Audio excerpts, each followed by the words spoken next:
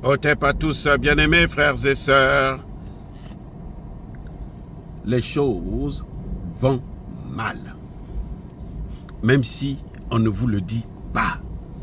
Même si on ne dit pas la vérité.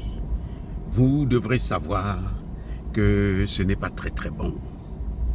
Si nous, Américains, nous ne prenons pas des dispositions sérieuses pour changer de direction, pour changer de politique, ça va nous coûter cher. Les amis, en 3 mois seulement, de janvier à mars, la Chine a acheté dans le monde entier pour une valeur, a échangé dans le monde entier pour une valeur de 725 milliards de dollars en dehors du dollar. C'est-à-dire en yuan. C'est-à-dire que ce que je suis en train de dire, c'est la Chine est en train de pratiquer le commerce avec d'autres pays, non pas en dollars, mais avec sa propre monnaie, le yuan. Notamment avec la Russie, le Pakistan, le Brésil, l'Iran. Donc, quand Trump dit par exemple que tous ceux qui achètent le pétrole iranien ou les dérivés du pétrole iranien, des matières premières iraniennes, la technologie iranienne, tous ceux-là seront sanctionnés, mais Trump est en train de prêcher dans le désert. Les amis, il prêche dans le désert. Parce que le plus grand acheteur de l'Iran, c'est qui? Ce n'est pas le Japon, encore que le Japon aujourd'hui commence à se méfier des États-Unis. Le plus grand acheteur des produits iraniens, ce n'est pas l'Europe. C'est la Chine, c'est la Russie. C'est l'Inde, c'est le Pakistan et autres. Les amis, c'est ça qu'il faudrait bien comprendre. Donc, la Chine, au total, a échangé avec sa propre monnaie à hauteur de 54%. Et c'est la première fois que la Chine arrive à des scores pareils. Donc la Chine est en train de dévier le dollar. La Chine est en train de défier le dollar. Je parle de dévier et de défier. De contourner le dollar et d'affronter le dollar. Vous comprenez ce que je veux dire?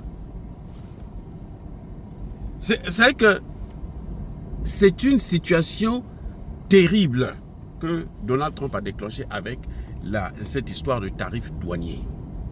C'est une situation. Vous allez me dire, mais oh non, il peut pas, c'est pas possible de faire ça parce que il faut, les échanges bancaires, il faut absolument utiliser le système SWIFT. Non, c'est faux. Qui vous a dit ça? Les Chinois ont leur propre système bancaire d'échanges internationaux. Oui, ça s'appelle CIP. Hein? CIP, c'est la plateforme d'échange commercial entre la Chine et les autres pays étrangers. Et là, vous échangez en yuan ou avec autre monnaie que le dollar. Parce que si vous utilisez le dollar, forcément, vous devez passer par SWIFT. Maintenant, la Chine est en train d'attaquer aussi, commencer à échanger avec le Golfe, les pays du Golfe, là, en yuan. Les amis. Donc, au total, l'utilisation du dollar a chuté en Chine de plus de 70%.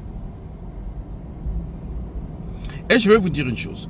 Depuis que Trump a lancé cette affaire de tarifs douaniers, 63 milliards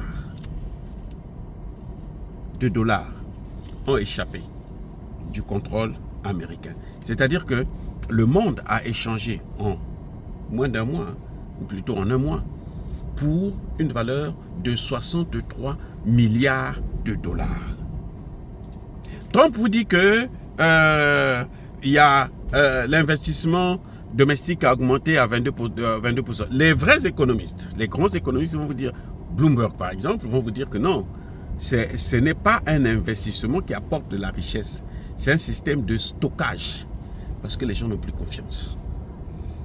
Et oui. Le chômage, il y a eu à peine 62 000 créations d'emplois le mois dernier, le mois d'avril. C'est 0,8% de moins. Donc, la situation est en train de se détériorer. L'inflation n'est toujours pas maîtrisée. Ça ne fait qu'augmenter.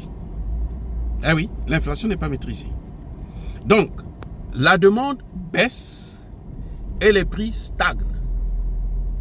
Il y a donc un problème économique grave et dangereux.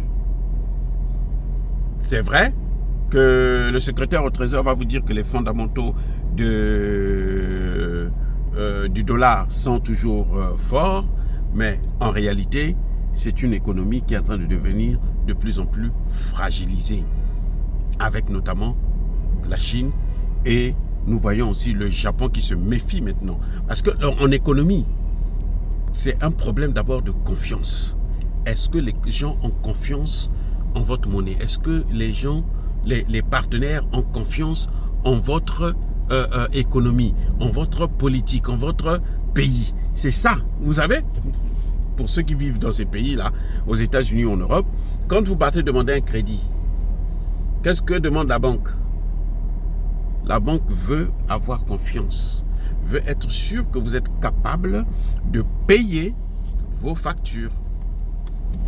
Eh oui, c'est ça le problème. Vous êtes sûr, et la banque veut être sûre que vous êtes capable de payer vos factures. Si vous n'êtes pas sûr, eh bien, ça ne marche pas.